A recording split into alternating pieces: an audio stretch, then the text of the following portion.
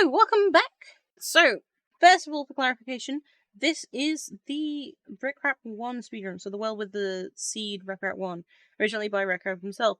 Originally, I wasn't gonna do another one of these. I was gonna probably just like try and learn how to use. Actually, I think I originally going to just learn to speedrun without using the fancy portal room detection tech, because I'm too intimidated to start learning that quite yet, but I want to start learning to speedrun. I've got like a load of downloaded practice maps, but this funny thing happened recently that I was just like, I kind of want to talk about this, and so this is an easy thing to like get a video out of, because it's a set seed.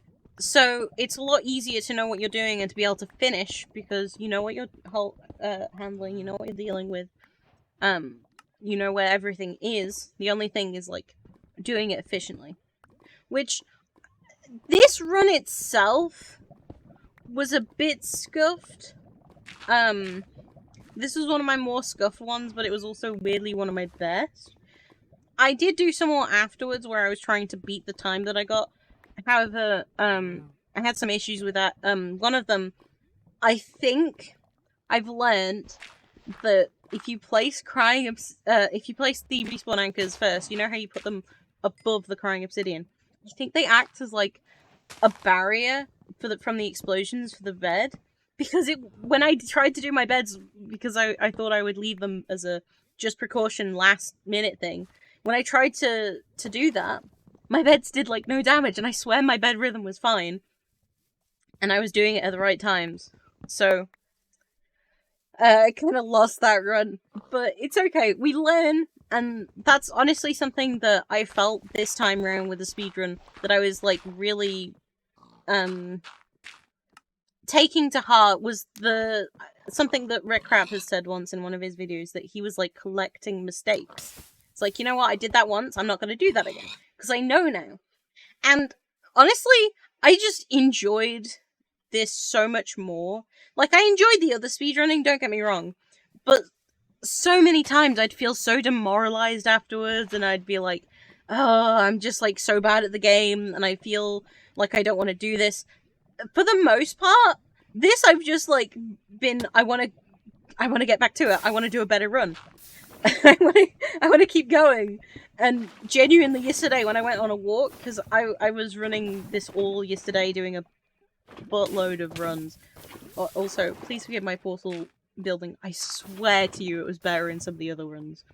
But I went on a walk because I thought I need to get out of the house. I like to try and get out of the house once every day or so. And I went to go get some milk, some groceries. And I was just thinking as I was walking, I want to get back to it. Also, note, these piglins, this is the first time these guys spawned here. And genuinely, I almost died to them. 1 heart. Whoa. I don't know how I survived. This was so scuffed. I wasted like a minute or something on these guys, trying to deal with them, trying to kite them somehow, because I was like panicking. I accidentally placed my bow because it was like in my offhand. I almost lose my lava and I have to go back for it. This was so scuffed. It was awful. But eventually, you know, I managed to knock them off, as you can see I'm doing right now.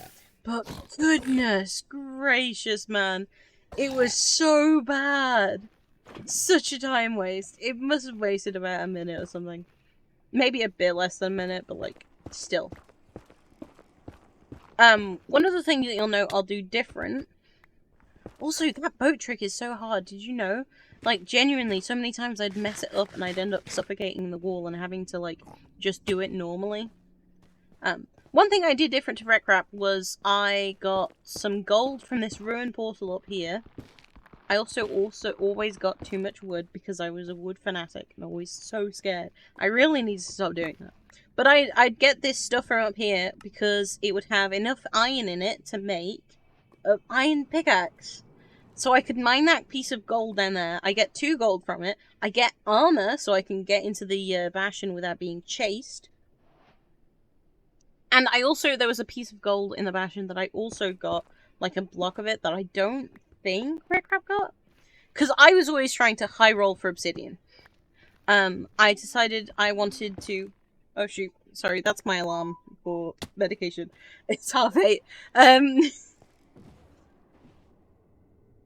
I always try to high roll for medication. Gosh, my brain. I always try to high roll for obsidian because I prefer doing that than having to sit around and mine obsidian, like, and backtrack and things. I didn't want to backtrack. And with the extra gold, I found that usually, most of the time, I'd get enough obsidian. Not always, but most of the time. So this bastion, I think, is fairly similar to rekrap's. So, in the meanwhile, I'm gonna ramble about the thing I wanted to talk about, and that's Red Lobster. Recently, when I was in the United States, we went to Red Lobster because my friend had a gift card, and it was like, you know, might as well use the gift card before it expires. And I had offered to pay for any of the excess that, you know, the gift card didn't cover. Big mistake on my part. First of all, Red Lobster does seafood. I'm not the biggest fan of seafood, but I was reassured that they'd have more than just seafood.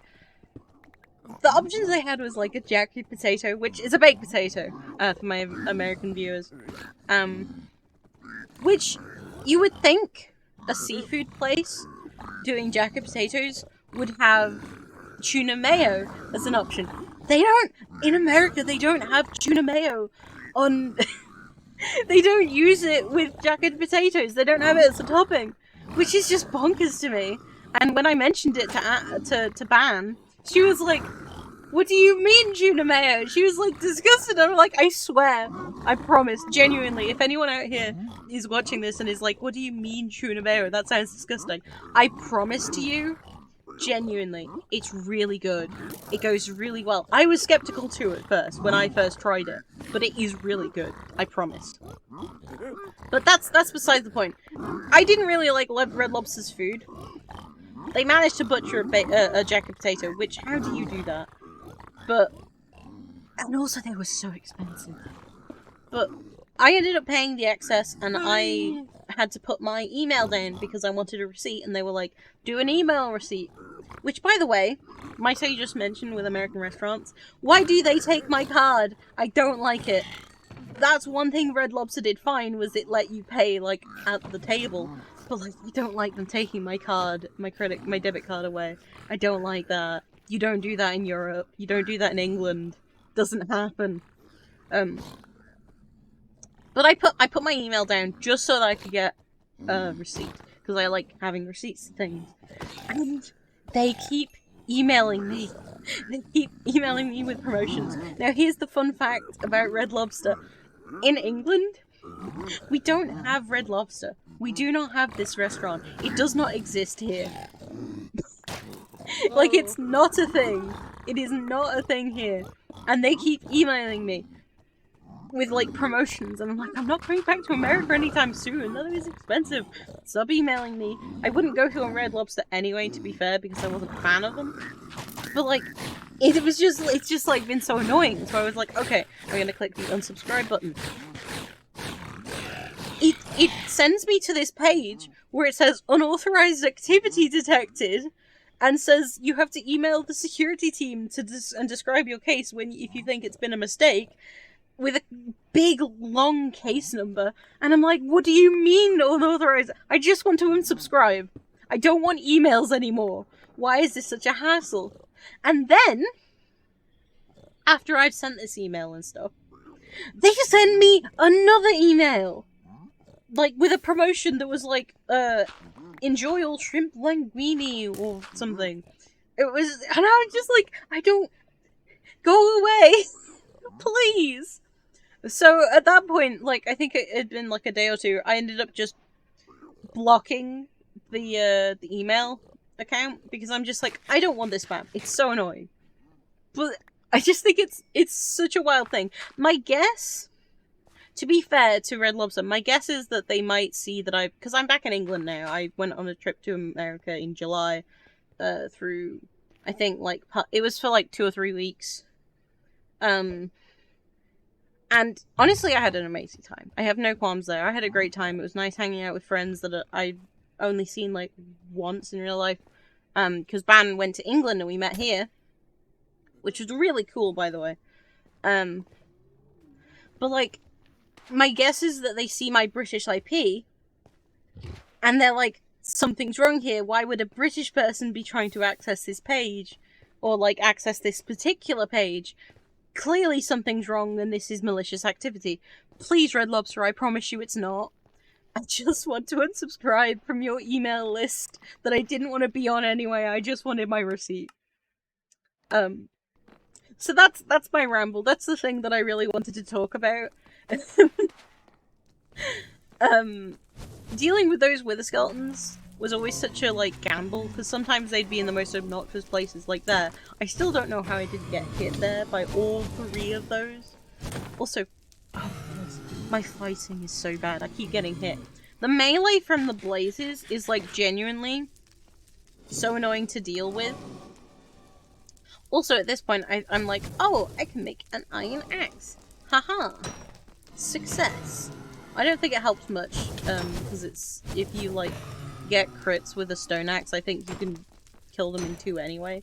But it made me feel a bit better, and I think I was thinking in my head that if I had to deal any melee to the damage, to the dragon, any melee damage to the dragon, I would at least still, like, have that, like, have more damage done to it. I also kind of delay in mining out the bottom, which is my bad. I'm still kind of getting used to speedrunning as a concept. I think it's a lot of fun. And it's really fun learning cool, like, speedrun tricks. Like the trick where you kind of shift everything into your inventory without having to, like, grab something and then double shift click on it. That was cool, learning that. Like, I'd seen people do it, and I was like, I know it has something to do with, like, the F button to, like, switch offhand and mainhand, but I could never figure it out, and I found a video on it, and I was like, this is so cool. Also, I was looking in my inventory, and I was like, I swear I'm forgetting something. Get hit by by a guy, and I'm like, oh yeah, I was gonna reapply fire resistance, and I almost died. Terrible work on my part, but you live, you learn. But yeah, like, learning that made me feel so cool, and it's, like, so handy, genuinely. It's such a simple trick to do, and it's so handy. Like, I wish I'd have learnt it sooner. One thing that I am very intimidated about learning is the measuring the eyes thing. I know you can do it less accurately, I believe, and, like, not have to be as accurate at the expense of, you know, not getting a more accurate reading of where the stronghold is. Which, to be fair, I'll probably do to start with.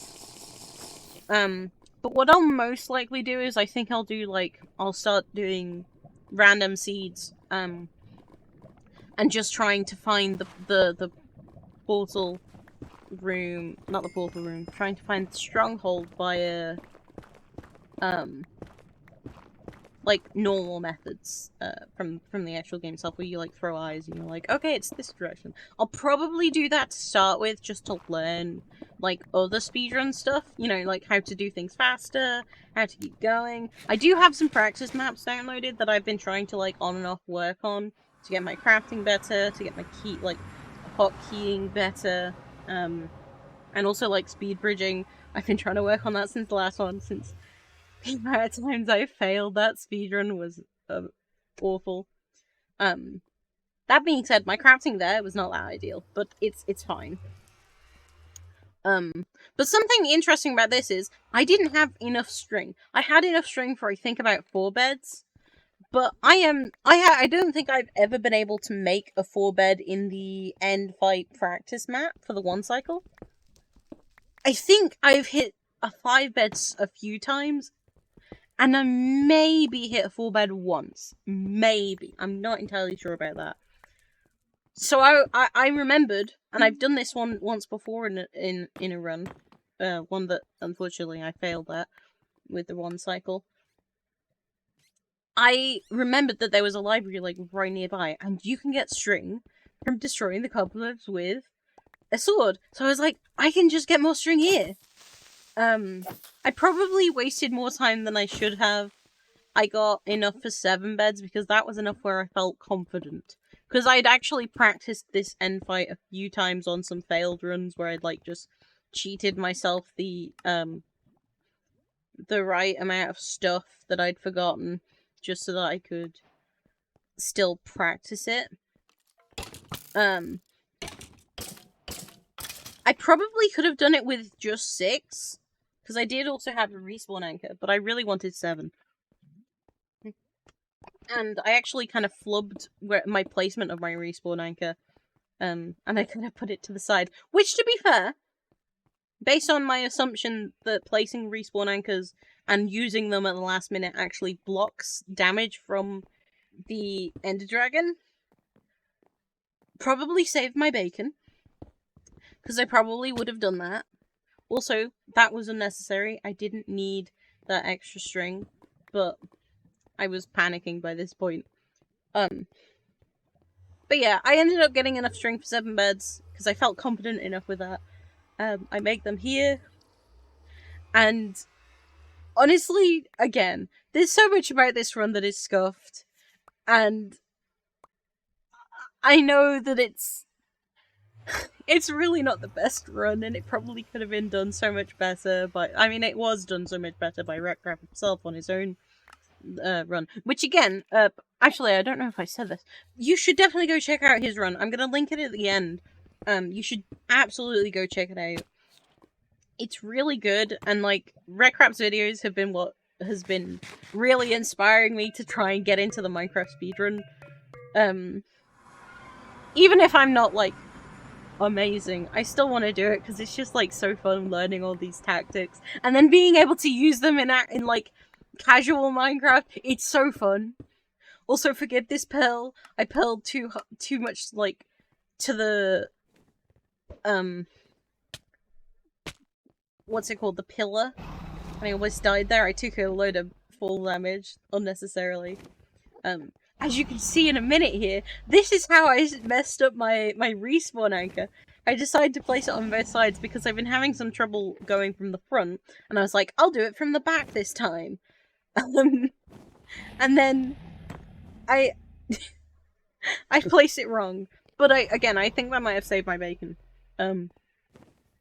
And honestly, this dragon, some of these dragon perches I'd done was so long. And I also threw out the excess prying obsidian so that I wouldn't accidentally click on that and place it, because I'd done that once before, and I'd placed it instead of a bed. But this was a fast perch, and I'll just, like, let the video speak for itself. I hope you have a lovely day, and remember to check out rekrap's video, of course. And I'll see you all next time. Bye! Yes! I did it! Oh my days! Yeah! Oh, it's so tempting! Oh, I didn't expect that to be one at all!